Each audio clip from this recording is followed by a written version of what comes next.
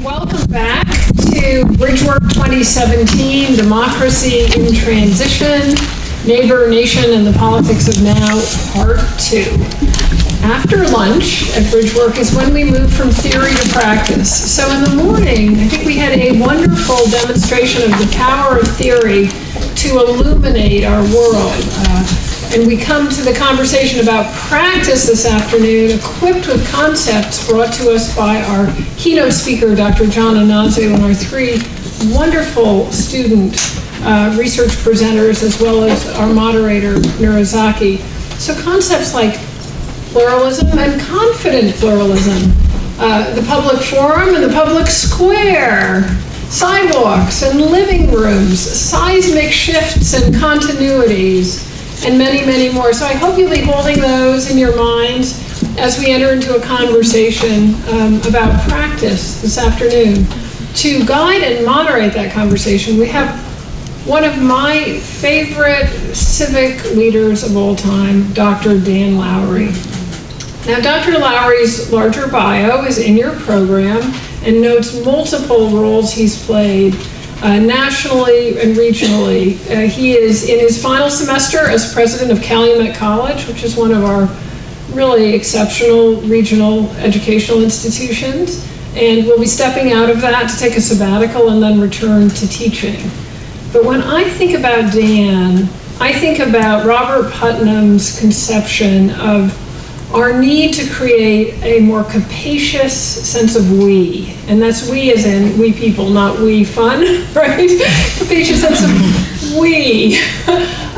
Putnam talks about how in an increasingly more self-awarely diverse society, we have a tendency to turn away and turn inward like turtles to pull into our shells, and that in order to help us pull out of our shells and engage with one another, we need to look at that understanding of we and how we expand it. And he has done this through his leadership of the Northwest Indiana Quality of Life Council, through his work with the Race Relations Council, through his service on numerous boards, as an alumni of Valparaiso University, in his leadership in his parish and at Calumet College. And we cannot thank you enough for making us part of your Saturday afternoon. Dr. Dan Lowery.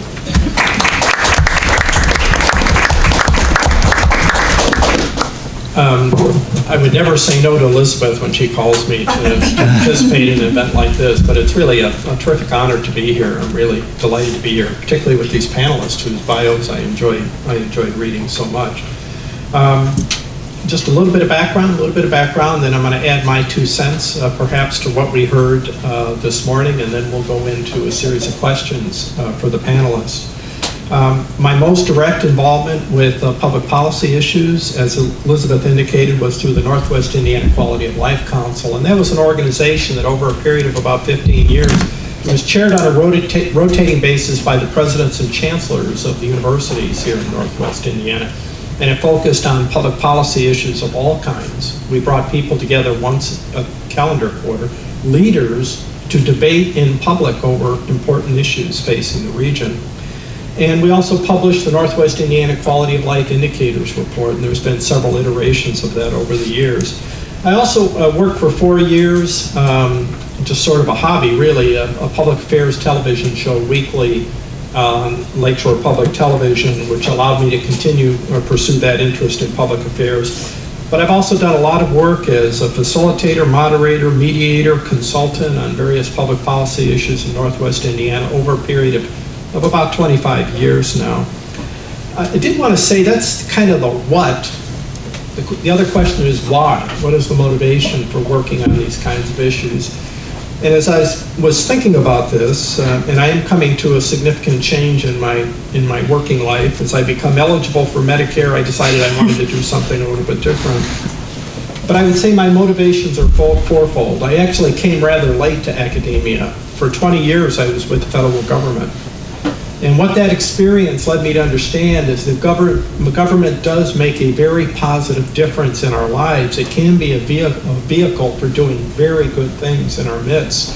And that's something we've kind of lost in that country. We've lost that in a big way. I think back to the 1960s, I cannot quite remember John Kennedy saying, ask not what your country can do for you, ask what you can do for your country. I don't quite remember that in 1960. I do remember in 1968, when I heard George Wallace refer to federal bureaucrats he called them pointy-headed bureaucrats. And I think that's the day the music died.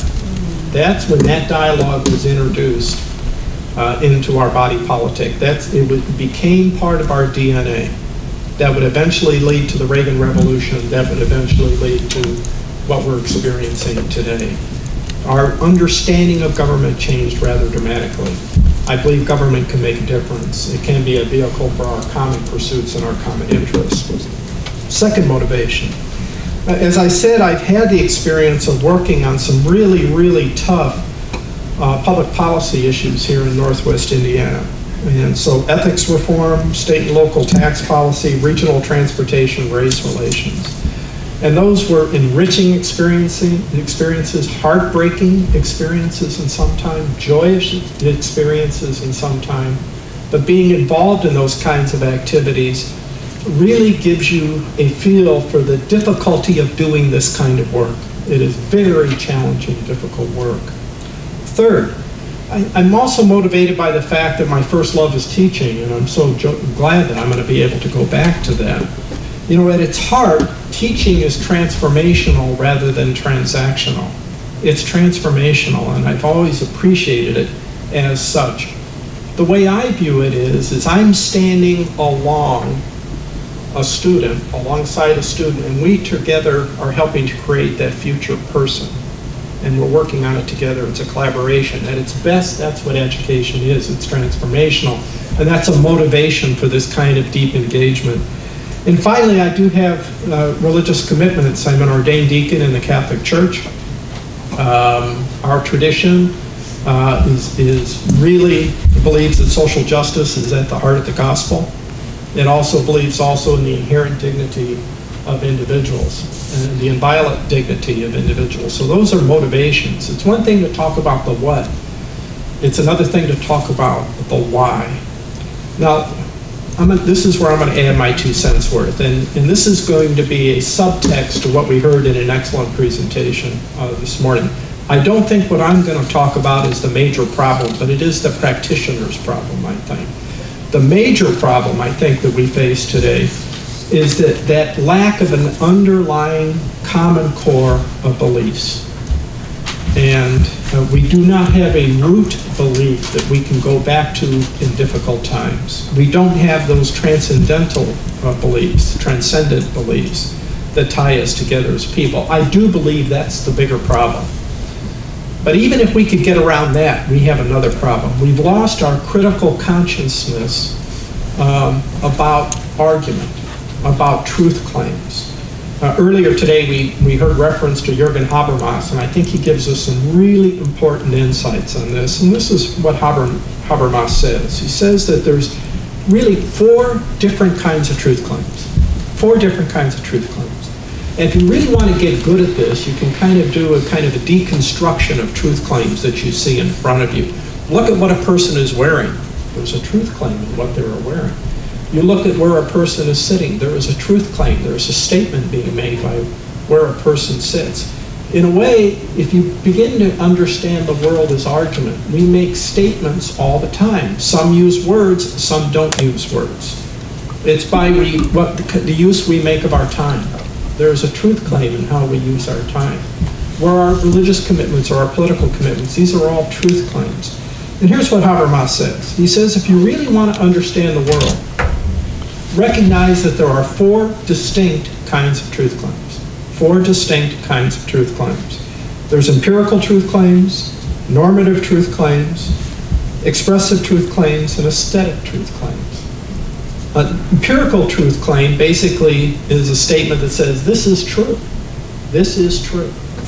A normative truth claim is, this is what we ought to do. What we ought to do. An expressive truth claim, this is who I am or who we are. And an aesthetic truth claim, this is beautiful or it's not beautiful. Habermas makes the argument, if we understand and recognize that there are different kinds of truth claims, what we soon realize is that a particular truth claim, depending on what type of truth claim it is going to be framed in a particular way. It's structured in a particular way.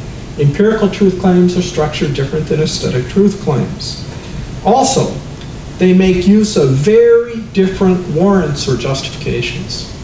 What is a legitimate warrant in a normative truth claim is not going to be a legitimate warrant in the case of an expressive truth claims. So they have different structures, they have different warrants that are attached to them. And most importantly, different kinds of truth claims are subject to different kinds of standards. Different kinds of standards. And so, an empirical truth claim, the standard is external validity. External validity. In the case of a normative truth claim, free and informed consent. Do we agree? In the case of expressive truth claims, authenticity. Is this truly who we are? Is this truly who I am? And in the case of aesthetic truth claims, verisimilitude. Does it ring true? So, examples here. We would think of empirical truth claims. Is there or is there not global warming that's due to human intervention? That's not a normative truth claim. That is not an aesthetic truth claim. That is an empirical truth claim. It should be structured as an empirical truth claim. It should have warrants that are appropriate for an empirical truth claim. And the measure of its validity is going to be different than it is for another kind of truth claim.